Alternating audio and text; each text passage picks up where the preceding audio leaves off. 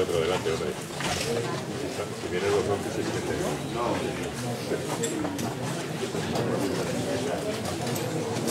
Pero poneros ahí delante. Poneros ahí delante. Buenas tardes. Señor teniente alcalde y concejala de Cultura de la Asociación de Trabajo. Compañeros, miembros de la Real Sociedad Económica a nivel del país, miembros de la mesa, voy a intervenir en homenaje a don Mariano Fernández de Daza, señoras, señores, queridos amigos.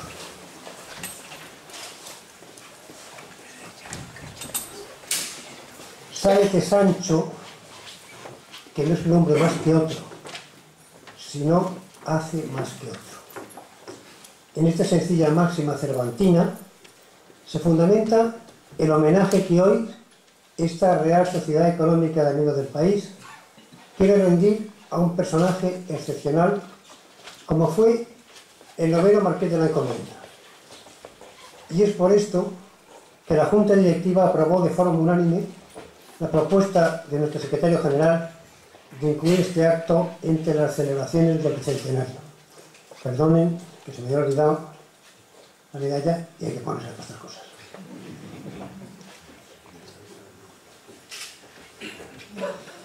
Muchas gracias por su asistencia, porque su presencia aquí es la prueba indiscutible de lo acertado de aquella decisión. Han sido muchas las personas que hubieran querido intervenir en este homenaje y a todas les damos las gracias más sinceras. Pero el tiempo y el espacio imponen su disciplina.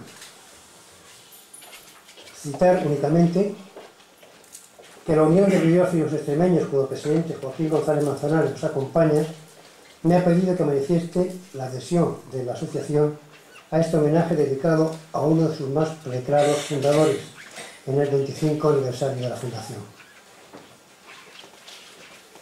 Mariano Fernández Daza, Fernández de Córdoba, no fue un hombre grande por pertenecer a una antigua familia de la aristocracia hispana, ni por ser marqués, ni por ser persona de acendrada cultura y de inteligencia poco común, ni siquiera por su bonomía y su espíritu abierto. Mariano Fernández Daza fue un gran hombre porque, siguiendo el dicho cervantino, hizo más, mucho más que otros hombres. Pudo gozar de una vida tranquila, dedicada a sus aficiones, a disfrutar entre la paz de polvo y pasos quedos de sus libros, de sus charlas sosegadas de hombre estudioso, de su patrimonio sin sobresaltos. Pudo ser un aristócrata ilustrado, político y socialmente correcto, sin más huella que su propio ingenio de tertulia y té a las 5. Un hombre apreciado en la comodidad de su círculo más íntimo. Pudo ser todo eso, únicamente eso, plácidamente eso, pero no lo fue, porque tras todo eso pujaba un hombre de acción incapaz de conformarse con dejar las cosas tal cual estaban, incapaz de aceptar el dictamen de la vieja tradición conformista de así son las cosas, así han sido siempre y así serán mañana, incapaz de transigir sin pelear con un estado de cosas de apariencia insalvable.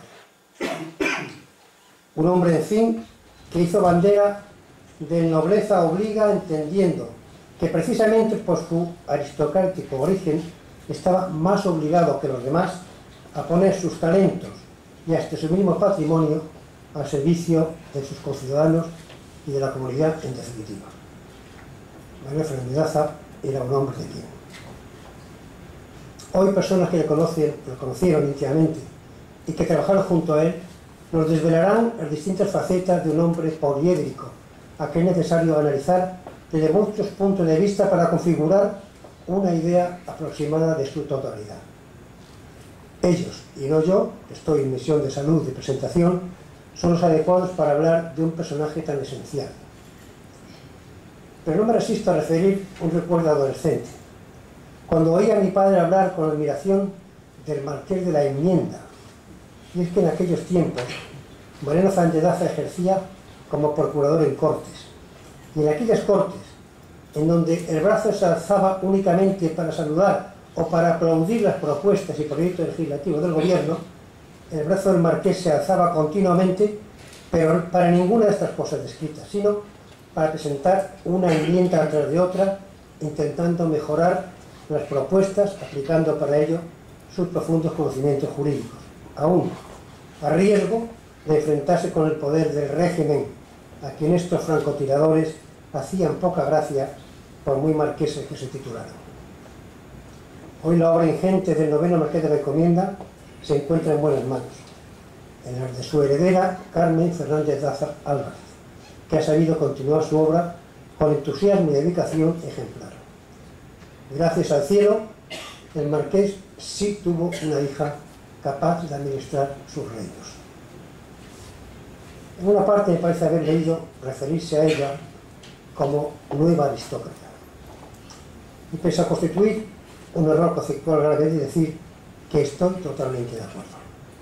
Porque no me cabe la menor duda de que a la obra de su padre y la suya propia les hubieran abierto de par en par, por derecho propio, las puertas de la aristocracia, entendida en su acepción más profunda, de aquellas personas que destacan en excelencia de entre las demás por alguna circunstancia. Solo me queda añadir, en nombre de la Junta Directiva, el ofrecimiento a Carmen Fernández Daza Álvarez, marquesa de la Encomienda, de integrarse en esta Real Sociedad como socio de número, en reconocimiento a su colaboración entusiasta y su trabajo en favor de la cultura extremeña. Muchas gracias.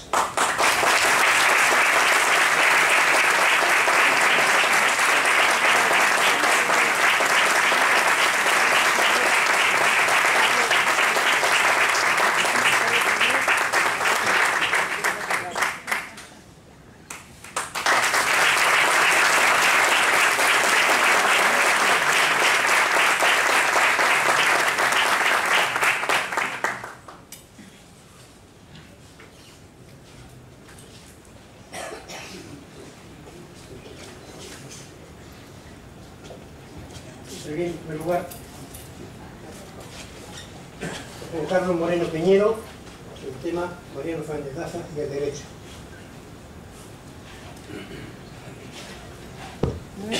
Buenas tardes, muchas gracias. Queridos amigos, y me van a permitir que use este apelativo de amigos, porque en definitiva es un amigo común, Mariano Fernández Daza, de que en esta tarde pacense y otoñal los convoca a todos. Un amigo al que quise mucho y al que aún sigo queriendo. Cuando Carmen me ofreció la posibilidad de intervenir en esta mesa tan ilustre para hablar de la faceta como jurista de Mariano, me embargaron sensaciones diversas. Quizás la predominante fue una extraña sensación de atemporalidad.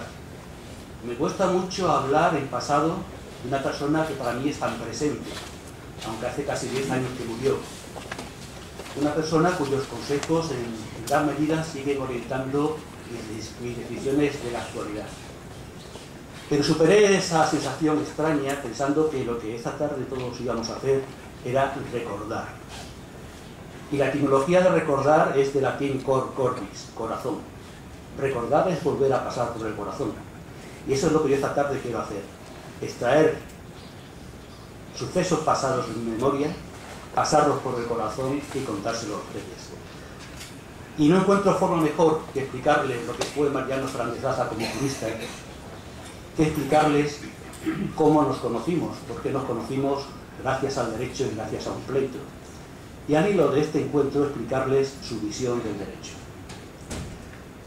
En fecha que no logro concretar, pero yo todavía no había cumplido los 30 años de edad, recibí una llamada telefónica. Les recuerdo a ustedes, al principio de la década de los 90, el teléfono era un aparato que había encima de la mesa. No se llevaba en el bolsillo, no tenía pantalla, no se sabía quién llamaba, no había tonos, no había politonos. Y cuando uno recibía una llamada y descolgaba, lo mismo te llamaba tu madre que la Diputación Provincial de Badajoz. Le digo eso porque era una llamada que yo no sabía quién era muy amable, y me dice que si al día siguiente me podía pasar por Santa Ana porque el marqués de la Encomienda quería hablar conmigo. Dije que sí, sin saber ni quién era el marqués ni dónde estaba Santa Ana. Del Marqués conocía un pleito largo y muy publicitado en los medios de comunicación, y de Santa Ana sabía que era una institución prestigiosa en la que entonces se impartía magisterio, que estaba situada a las afueras de Almendralejo, en la carretera de Sevilla.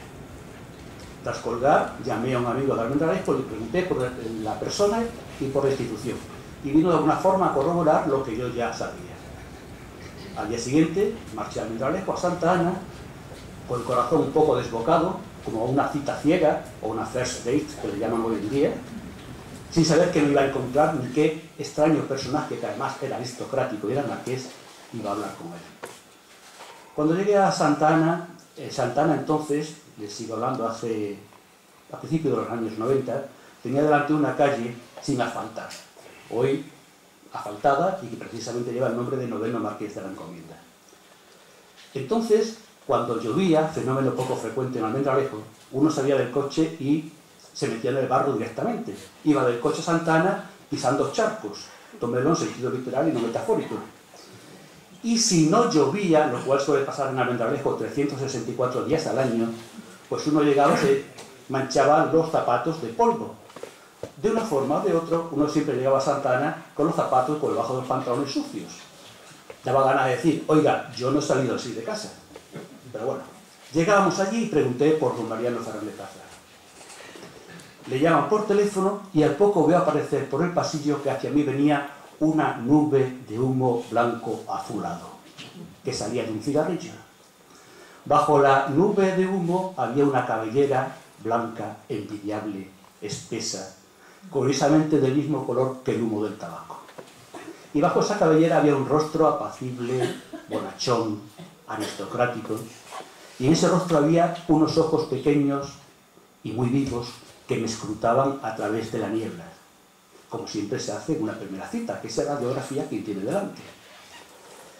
Según se acercaba a mí, con la mano izquierda, dedos índice y corazón, apartaba el cigarrillo de la boca y un gesto un poco desdeñoso, pero tan elegante como solamente le he visto hacer a Clark Gable en Lo que el viento se llevó. Se quita el cigarrillo y me tiende la mano derecha a la vez que me dice: tú debes de ser el abogado que me han recomendado. A lo que yo respondí: supongo que sí. Reparen ustedes en el diálogo de besugos, con perdón. Él me dice: supongo que debes ser tú, cuando le habían anunciado mi llamada, cuando éramos los dos únicos que estábamos en aquel pasillo, y además, fiel a mi costumbre, había sido absolutamente puntual. Pero estúpida fue mi respuesta, porque yo sí que sabía que era la persona a la que él había convocado. Tras este poco prometedor encuentro, me dijo: sígueme. Y ni él ni yo sabíamos entonces, o quizás él sí porque era muy listo, por supuesto, infinitamente más listo que yo, sabíamos que con aquel sígueme le estaba diciendo sígueme durante los siguientes 15 años. No solamente durante los siguientes 15 años, sino que a su muerte me dejó el mayor testimonio que un amigo puede dejar a otro amigo: nombrarme albacea en su testamento para que observara el cumplimiento de sus últimas voluntades. Según avanzábamos hacia donde me llevaba, yo imaginaba que íbamos a entrar en una biblioteca como aquella de la abadía del Nombre de la Rosa, que entonces leía yo por primera vez, e imaginaba que iba a entrar en una antesala del cielo con coladas de luz blanco que inundaban aquello y todos angelicales viendo estanterías llenas de incunables. Cuando franqueamos la puerta me encontré un gran tablero lleno de papeles desordenados y colillas por doquier. Tras mi decepción nos sentamos y llamó por teléfono para pedir 2 cafés. Al cabo de 4 horas pidió una botella de vino de Almendralejo y un plato de lomo. La primera botella de vino de Almendralejo que nos bebimos, de las infinitas que nos bebimos. Tanto es así que no comprendo cómo el Consejo Regulador no nos dio una placa a los dos. Entre el café y la botella de vino tinto pasaron 4 horas de explicaciones, en la que su primera pregunta es: me imagino que habrás estudiado con los jesuitas, ¿no? Y al decirle que sí, creo que franqueé las puertas de su confianza. Y a partir de ahí me empezó a explicar un largo y complejísimo pleito en el que llevaba mucho tiempo sumergido. Cuando acabamos, media botella de vino y el plato de lomo entero, me dice, imagino que te preguntarás que por qué te he llamado. Y le dije, pues imagino que querrá usted conocer mi opinión. Dice, no, lo que quiero es que me defiendas. La sensación de ese momento la habrán experimentado ustedes, como yo la experimenté, se han ido con sus hijos, quien sea menester, a un parque de atracciones y se han subido a una montaña rusa. Sube la vagoneta despacito, se para 2 segundos en la cima y de pronto aquello se cae y se desboca. Así estaba yo, desbocado. Y le dije, don Mariano, para mí será un honor defenderle, pero voy a necesitar mucho tiempo para estudiar todo esto y para poner en orden una defensa, a lo que él me replica. Por eso no te preocupes, tiempo vas a tener suficiente. El juicio no es hasta pasado mañana. Me marché a casa sin acabar el vino ni el lomo y estuve toda esa tarde y parte de la noche intentando enterarme de qué iba aquel pleito, que llevaba ya años arrastrándose. Sería la del alba cuando me quedé dormido y a las 8 en punto de la mañana suena el teléfono de mi casa, que como antes les dije estaba en una mesa y no sabía si era mi madre que me llamaba o era la Diputación Provincial de Badajoz. Descuelgo el teléfono y dice, buenos días Juan Carlos, soy Mariano Encomienda, ¿cómo llevas mi pleito? Y le dije, pues muy bien, don Mariano, pues estaba ahora precisamente trabajando en ello. Y me dice, muy bien, así me gusta, te voy a dar una serie de argumentos para que apoyes la defensa. Y aquí aprovecho, no para contarle esos argumentos, sino para decirle cuál era la visión de don Mariano respecto al derecho. Don Mariano era un humanista, sobre todo y ante todo era un humanista, de profundísimas raíces cristianas. Tanto es así que su visión del derecho estaba imbuida de este humanismo y del cristianismo. De los 3 pilares del derecho que decía un piano en tiempos de Roma, que lo sustentaban, honeste vivere, vivir honradamente, alterum non laedere, no hacer daño a otro, y sum cuique tribuere, dar a cada cual lo suyo, yo siempre pienso que él se apoyaba más en el último, la justicia distributiva, en dar a cada uno lo suyo. Tanto es así que para él siempre estuvo presente la parábola evangélica de los talentos, tanto te doy, tanto me tienes que devolver. Y esa justicia distributiva la hacía partícipe a todo el mundo. En innumerables ocasiones me llamaba y me decía, Juan Carlos, ha venido a verme, decía, un pobre hombre, una pobre mujer, con un problema y no puede pagarse un abogado. ¿Qué te parece si lo defendemos entre los dos?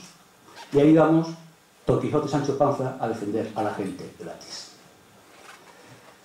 Segunda cuestión relacionada con el derecho. Era un conocedor de las fuentes clásicas como no he conocido a nadie. Conocía las partidas mejor que el rey Alfonso X el Sabio. Conocía el fuero juzgo, el espéculo, todas las fuentes clásicas. Les cuento una breve anécdota. En una ocasión llevé a dar una conferencia a Santa Ana a un magistrado que había nacido en Cuenca.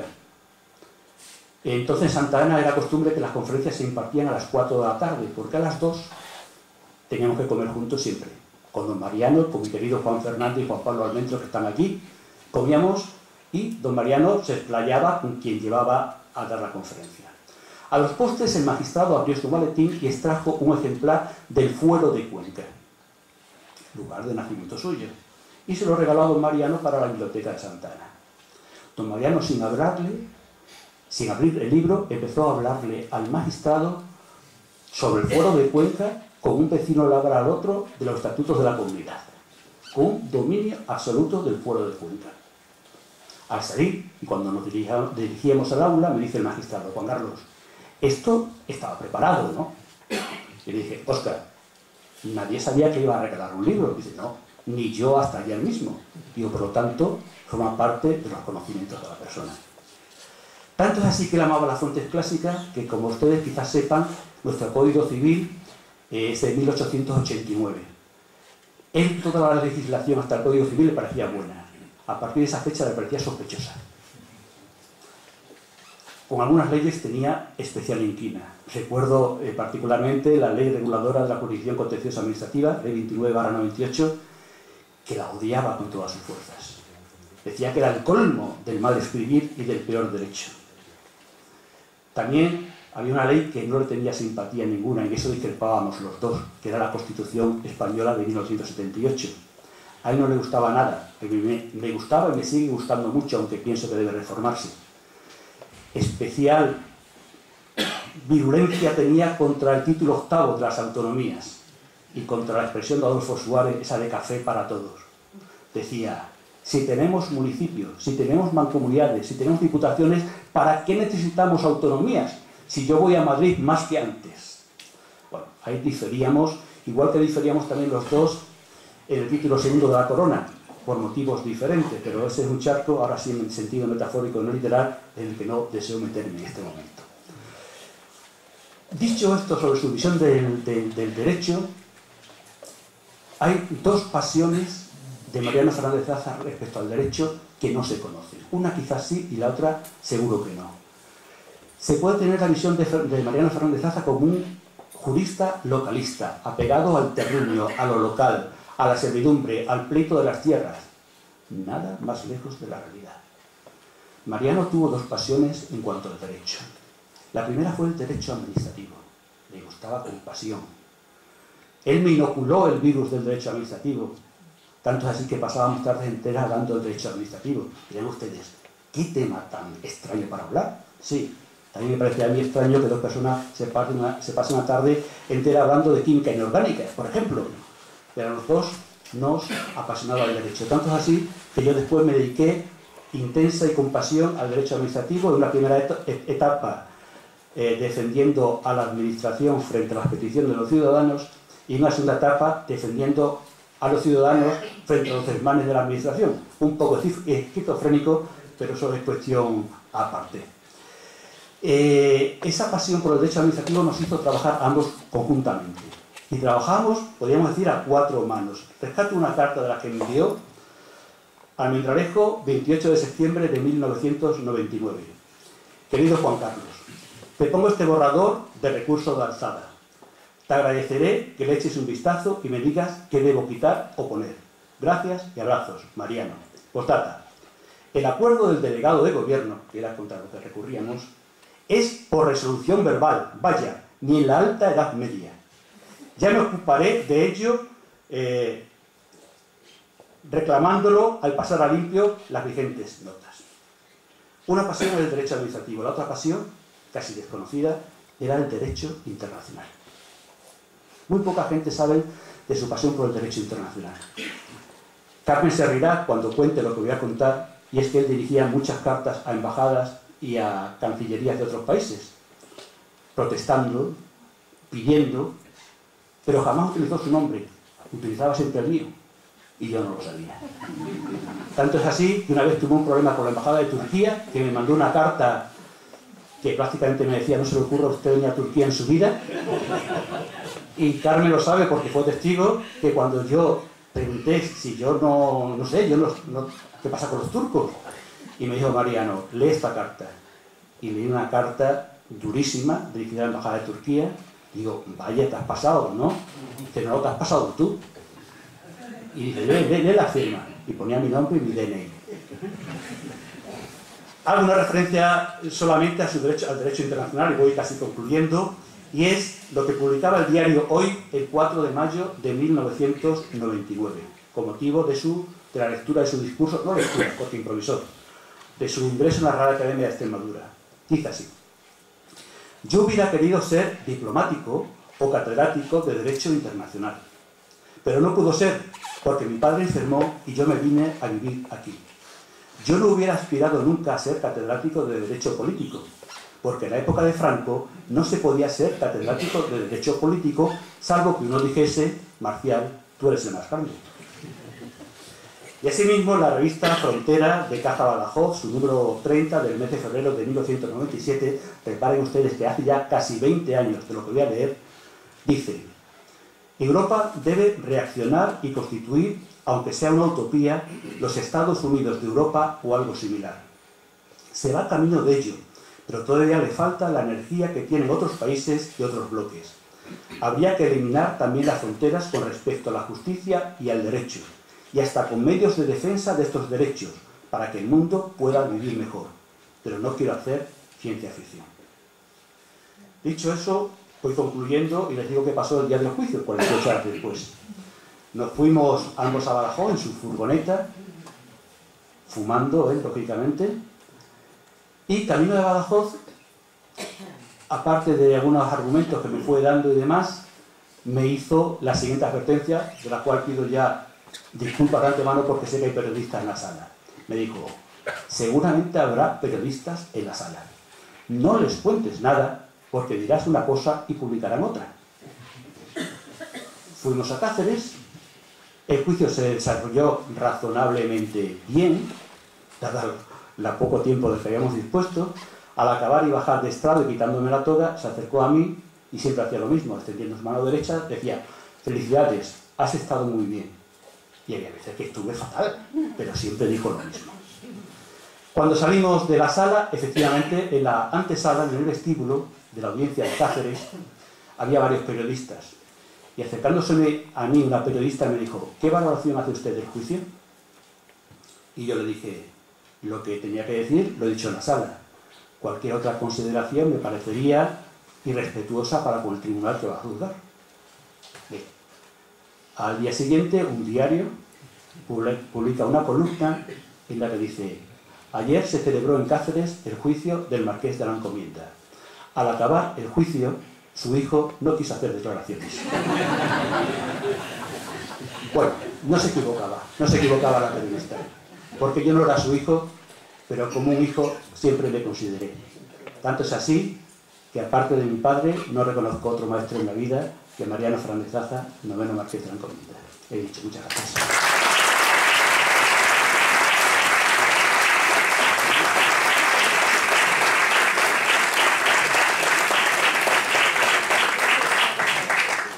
Muchas gracias, Juan Carlos Moreno Piñero. Aquí tengo que entrenar mi culpa, porque yo siempre pensé que alguien al que le gustara el derecho administrativo era un pervertido, yo que no.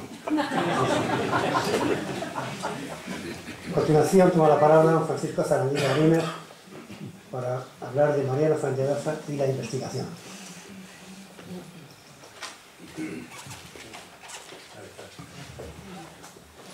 Sí. Buenas noches. Agradezco en primer lugar a la Real Sociedad Económica Extremeña de Amigos del País la atención que ha tenido al programar entre las actividades del Bicentenario este homenaje a don Mariano Fernández Zaza y Fernández de Córdoba, a cuyo lado transcurrió mi vida académica durante más de 30 años en el Centro Universitario Santa Ana. Agradezco igualmente el honor que se me ha hecho al invitarme a participar en este acto y felicito a esta casa por estos 200 años haciendo realidad su lema enseñando fomenta.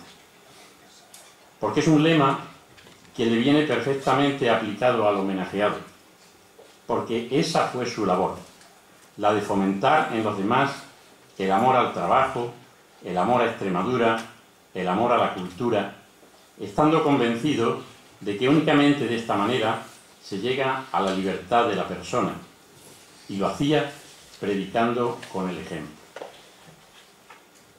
¿Cuánto le costaba escribir, salvo cartas? Luego hablaremos de ellas. Y qué fácil resultaba dialogar con él. Qué fácil le resultaba componer argumentos para debatir, para compartir, para enseñar. Al parecer improvisando, parecía que estaba improvisando, pero en la realidad eran fruto de su erudición y de una memoria sobresalientes. Fue un adelantado a su tiempo en muchas actuaciones, y no me referiré más que a aquellas que tienen que ver con la enseñanza y la investigación, porque abrir nuevos caminos también es investigar y actuar. En su política social, a favor de aquellos más desfavorecidos que por su aislamiento no podían acudir a un centro escolar, creando la escuela hogar. En su afán por crear una gran biblioteca general con una sección extremeña para la que no regateó ningún esfuerzo, convencido, como he señalado antes, de que en la cultura estaba la redención de las personas.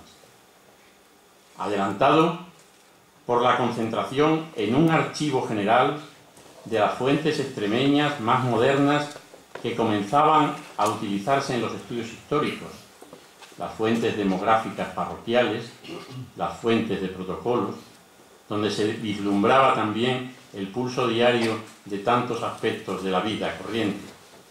Y así surgieron por allí, por Santa Ana, las máquinas que microfilmaban 24 horas al día, aquella Renault donde llegaban y se devolvían los libros y legajos que hoy atraen a cientos de investigadores porque los encuentran reunidos y accesibles a todos. Y también hay que decirlo, sin pagar peaje, porque como él solía decir, los libros son tesoros que deben ser disfrutados por los demás libremente. Adelantado a la tendencia general, bienvenida ahora, del estudio de los idiomas, ya desde los primeros cursos que patrocinó en la escuela de EGB. También en el deseo de que nuestros alumnos conocieran la historia de Extremadura, porque solo se ama lo que se conoce y solo se construye sobre lo que se ama. Por lo que por primera vez se impulsó en la Universidad Extremeña como asignatura optativa en una carrera universitaria la asignatura de Historia de Extremadura. Adelantado en la defensa de movimientos culturales que exaltaran los valores extremeños, fundando en la Universidad de Deusto, allá por 1945, un círculo de estudios extremeños que se uniría luego al de la Juventud Universitaria Extremeña promovido por don Manuel Martín Lobo, socio de honor de esta casa, 2 años más tarde, en 1947. Adelantado en potenciar la investigación en la elaboración de los vinos, junto con aquel entrañable amigo José Luis Mesías, poniendo en marcha las jornadas de viticultura y enología de Tierra de Barros que han cumplido este año su 38ª edición y que han contribuido tanto a mejorar la calidad de los caldos de la zona. Y podríamos seguir, pero no quisiera que las cifras, los centros de enseñanza, en especial los centros universitarios, que son legalmente un germen no solo de docencia, sino de investigación, que las jornadas, la biblioteca, las actividades culturales, no quisiera que todas estas realidades ocultaran al hombre, su sensibilidad y su generosidad. Yo quiero hoy, sobre todo, recordar al hombre, que en más de una ocasión, privada y públicamente, se definía como un labrador. Y ciertamente lo era, por cuanto, como los hombres de nuestra tierra, ejecutaba con dignidad y nobleza la excelsa tarea del labrador, la de sembrar. Como en el ejemplo bíblico, salió el labrador a sembrar. Eso hacía don Mariano, a quien menos le importaba la recogida de la cosecha, cuanto que su semilla llegara a los destinatarios y fuera fructificando. Y él acompañaba aquel desarrollo, y él caminaba con el investigador, ofreciéndoles seguridad y medios, poniendo a nuestra disposición su consejo, su biblioteca, su archivo, sus contactos, aportando todo ello de una manera gratuita, generosa. De este apoyo personal puedo hablar, con vuestra licencia, en primera persona, de mi rica experiencia, aunque me consta que lo hago en nombre de muchos de mis compañeros, muchos de los cuales están en esta sala. Don Mariano sugería constantemente la asistencia a congresos, a conferencias, así como determinadas lecturas, y si no estaban accesibles, las buscaba donde fuera y las ponía a nuestra disposición. Sacaba de su archivo documentos originales, preciosos, únicos, irrepetibles, del siglo XVI, XVII, XVIII, y los llevaba a nuestra casa, a mi casa personalmente, en unas bolsas, y me los dejaba para que los estudiara sin medida cuando usted termine. ¿Cuántas veces recuerdo también los viajes en su coche a Cáceres, a Trujillo, a Plasencia, a Llerena, a Guadalupe, en los que el camino se convertía en una lección de historia y de amor por esta tierra? Fue el iniciador de la formación de mi modesta biblioteca extremeña, de la misma manera que lo hizo con tantos otros compañeros, cuando compraba en Madrid, en los libreros de viejo, nuestros tesoros más preciados, siempre compraba alguno para mí. Yo luego se lo abonaba, lógicamente, puntualmente, porque tenía el inventario de mi biblioteca extremeña. Eso es cercanía y preocupación. Muchos jueves, en la reunión de la Real Academia de la Historia a la que acudía, se llevaba algunos de mis libros y me los traía con una dedicatoria personal del autor. Blanco Frequeiro, con el arte antiguo del Asia anterior. Gonzalo Ames, la crisis agraria en la España moderna. Y tantos otros. Eso es motivación. Motivación para la investigación. Hacía que nos relacionáramos con personas e instituciones relevantes de nuestra región con la idea de que ese contacto era muy enriquecedor y contribuía a alimentar nuestras experiencias y a animarnos en el camino de la investigación. Cualquier motivo era aprovechable en Santa Ana. Se ha dicho también antes. Una conferencia con la tertulia antes o después o durante la comida, en la sala del comedor o en la antesala. La inscripción del número 30.000 en la biblioteca o del 50.000, festejado por todos los trabajadores del centro a quien convidaba un vino aquel día.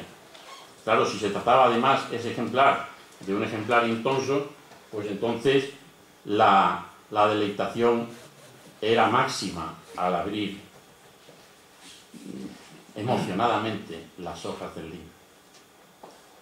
Así, entre otras muchas jornadas de este tipo, permítanme que recuerde una de ellas.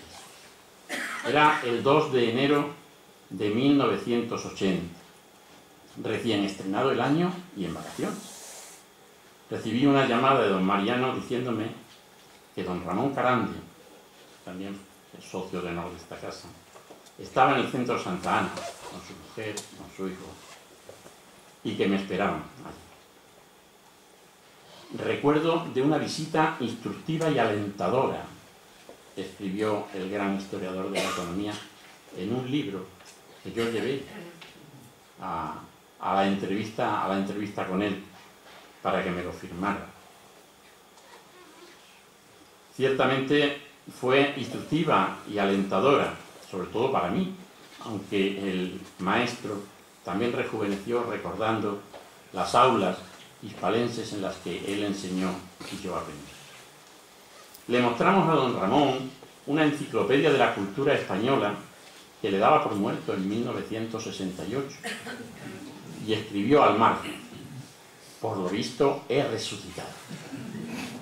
Y como buen historiador lo fechó y signó de su puño y letra. Lo cierto es que personas como don Ramón o don Mariano no necesitan resucitar para seguir viviendo. Don Mariano fue un gran ágrafo. Tenía escritas más de 200 páginas de sus memorias cuando decidió quemarlas. No me dijo nunca la causa. Pero sería una pena que se fueran perdiendo sus enseñanzas a medida que vamos desapareciendo sus oyentes o que vayamos desapareciendo. Aunque no haya tenido a su lado, como Sócrates, un Platón que las recogiera, sirven estos homenajes con la memoria vivida y transmitida por sus amigos. Y también quedan sus cartas, Este género epistolar sí que lo cultivó en todo momento y ocasión. Y hasta pensó alguna vez en dedicarle su tesis doctoral en Derecho, analizando los problemas civiles y penales que plantea su utilización, como le recomendaba su mentor, el sacerdote almendralejense, don Marcos Suárez Murillo. pues el análisis de los centenares de cartas escritas por él, las copias, con la señal del papel de calcar y con alguna corrección o borrón que siempre hacía en las cartas, porque él decía que eso le daba autenticidad a la misiva.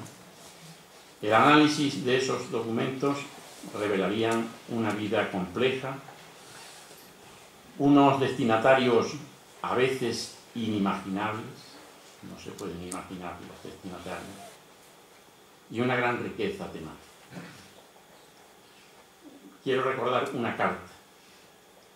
Un día frío de invierno del año 82 me encontraba en la soledad en aquel momento del archivo de Simancas, y me trae el bedel una carta de don Mariano, cuya única dirección en el sobre franqueado era mi nombre y la indicación investigador en el archivo, Simancas, Valladolid. Allí llegó aquella carta también, con sus consejos sobre cuál era la mejor guía del archivo, sus recomendaciones de que intentara hacer intercambio de revistas o publicaciones con la Universidad de Valladolid, su deseo de que viera al profesor Demetrio Ramos, porque nos había prometido una separata de un estudio que había hecho sobre Hernán Cortés y no lo habíamos recibido todavía. Bueno, sus recuerdos para María Teresa Trigueros, como muchos de ustedes conocen, pues fue directora de la Biblioteca Pública de Badajoz y luego lo sería también del Archivo General de Simancas. Es un ejemplo entre otros muchos, pero no es una anécdota, no son anécdotas lo que contamos, son facetas del comportamiento usual de esta gran persona. Salió el sembrador a sembrar. Y esto fue lo que hizo con nosotros, con quienes trabajamos con él, cercanos a él. Y a veces la semilla ha tratado de fructificar, o ha tardado, o no lo ha hecho, pero allí queda. Y aunque no hubiera recogido en vida su cosecha, don Mariano forma parte de esta historia que ahora estamos escribiendo. En vano lo encontraremos firmando grandes investigaciones históricas, genealógicas, literarias, pero sí ejerció no solo como excelente bibliófilo, porque supongo que nuestro amigo Manolo hablará, o rememorando a don Gregorio Marañón como librero de viejos, decía también el gran médico y maestro que le hubiera gustado ser. Ejerció también con generosidad, y es importante para los que nos dedicamos a la investigación, ejerció con generosidad de archivero, de buen archivero, al servicio de los demás. Eso sí lo hizo, eso sí redactó cientos de fichas sobre aspectos de la historia extremeña, ficheros de extremeños ilustres, catálogos de libros extremeños, inventarios de archivos extremeños. Es decir, las herramientas útiles que todo archivero que se precie pone a disposición de los investigadores. Sí, hallaremos su huella en muchos tratados, artículos, libros de quienes bebieron de don Mariano el amor al trabajo científico, a la labor bien hecha, con humildad y silencio franciscanos, tan caros a él, tan caros al maestro, con la consistencia de quienes han tenido, de quienes hemos tenido, un buen maestro y un excelente guía, que nos enriqueció profesional y personalmente, que me enriqueció profesionalmente y personalmente.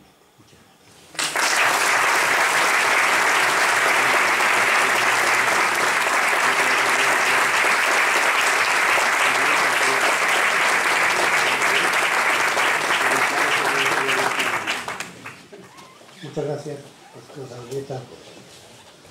Está claro que con un personaje así hasta la investigación resulta emocionante. Y si me permite, antes de continuar, un problema. ¿Ya lo has hecho? Poner el aire. Sí.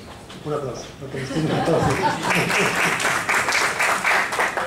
A continuación, para hablar de Mariano Fandegaza y la extensión universitaria y la etapa fundacional, dirigirá la palabra don Juan Chamorro González. Gracias, Carmen, por darme la ocasión de recordar aquellos tiempos, hay testigos todavía por aquí, y sobre todo hablarte de tu padre públicamente. La orden de 30 de abril de 70 autoriza la creación y funcionamiento de la Escuela Normal no estatal bajo el patrocinio de la Cooperativa Cultural Santa Ana. Se nos exigía una matrícula mínima, profesorado con las titulaciones requeridas, instalaciones adecuadas, cubiertas y aire libre. No fue fácil. Hubo muchas dificultades. Las relaciones de reconocimiento personal de los marianos en el Ministerio y en la Universidad de Sevilla, no existía todavía la de Extremadura, jugaron un papel determinante. No hubiéramos podido hacerlo si los marianos no son marianos. La orden de 27774 clasifica la Escuela Normal Privada Santa Ana como escuela universitaria con carácter experimental, nuevo expediente, nuevas exigencias, nuevos problemas. Los estudios de Ingeniería Técnica Agrícola y de grados sociales fueron reconocidos por disposiciones del 16 del 3 del 80 y 31.7 del 92 respectivamente. Entre los argumentos de peso para la reciente concesión de la medalla de Extremadura, habrá contado la asistencia de otros centros durante muchos años que integraron el complejo cultural, como el Colegio Infantil de IGB, la Escuela Hogar, has hablado aquí de ella, para mí el centro de mayor compromiso social, pues lo que hacíamos era facilitar educación, estancia, todo tipo de atenciones a alumnos de poblaciones ultradiseminadas, de clases desfavorecidas. Además, el colegio de segunda enseñanza, Estación de la Piedad, y colegio menor y residencia universitaria, como ven, un complejo amplio de instituciones, de centros. No podemos olvidar también un fundamental patrimonio en el haber de la institución, la biblioteca novena Martín de la Encomienda y la jornada de viticultura y enología, que ya caminan por la 38 edición. Todo lo anterior gracias al impulso vigoroso y apoyo constante de don Mariano Fernández Lazo. Por gestiones de Casimiro Guerrero, uno de los profesionales más capaces y honestos, compañero de entonces y de después de la inspección, siempre colaborador imprescindible, conocí en 1968 a don Mariano y dirigí la Escuela de Magisterio, así como el Colegio de GB e Infantil y la Escuela Hogar desde su creación hasta 1976, gracias a la confianza que depositó en mí don Mariano. Ciñéndonos al título de mi ponencia, intervención, o sea, la enseñanza universitaria en su fase, en su difusión cultural y extensión universitaria, directamente en colaboración con otras instituciones orientadas a la comunidad universitaria y a la población en general, con el propósito de promover la cultura. Por las especiales circunstancias nuestras, un centro de nueva creación, nosotros añadíamos darnos a conocer a la sociedad en general y posibilitar inscripciones de nuevos alumnos. Muchas cosas cambiaron de los años 70. Jóvenes y menos jóvenes estábamos un tanto desorientados, confusos, y por ello creímos importante ser altavoz de posiciones y tendencias en lo social y en lo político, que ayudaran a definirnos en ese paisaje de transición de un sistema autoritario y dictatorial a una democracia. Y eso, como parte esencial de la cultura, fue uno de los principales objetivos de nuestro programa de extensión universitaria en aquellos primeros años. Por ello, el mosaico de nuestras actividades fue tan plural, tan poliédrico. Conferencias sobre las temáticas más diversas, desde la teoría de la relatividad, catedrático don Diego Díez, o los cómics en la enseñanza, catedrático Rodríguez Diegues, a San Juan Macías, por el vicario de la diócesis, y muchísimas más, a las que por el tiempo disponible me será imposible ni siquiera aludir. Representaciones de los grupos de teatro independiente, Mediodía y Esperpento. Se pusieron en escena obras de tanto contenido como El Tragaluz de Bolo Vallejo, primera obra teatral que enfocaba la guerra civil desde el lado de quienes la perdieron, o El Sócrates de Enrique Jovet, por el grupo de teatro del propio centro. En El Sócrates, 1973, se estaba gritando ya lo que la sociedad española estaba a punto de estrenar, el sistema democrático. Recitales de poesía, desde el compromiso social de Juan Antonio Zambrano al costumbrismo castudo de Chamizo, con el Rasola Demetrio Barrero, alumno y amigo del poeta, conciertos de folk, entre ellos el magnífico Voco de Castro del Cádiz, o de guitarra, Segundo Pastor, artista insigne muy laureado por el régimen, además de exposiciones, viajes, estudios, etc. Me referiré solo a unas pocas. Eran tiempos de censura. Hasta abril de 1900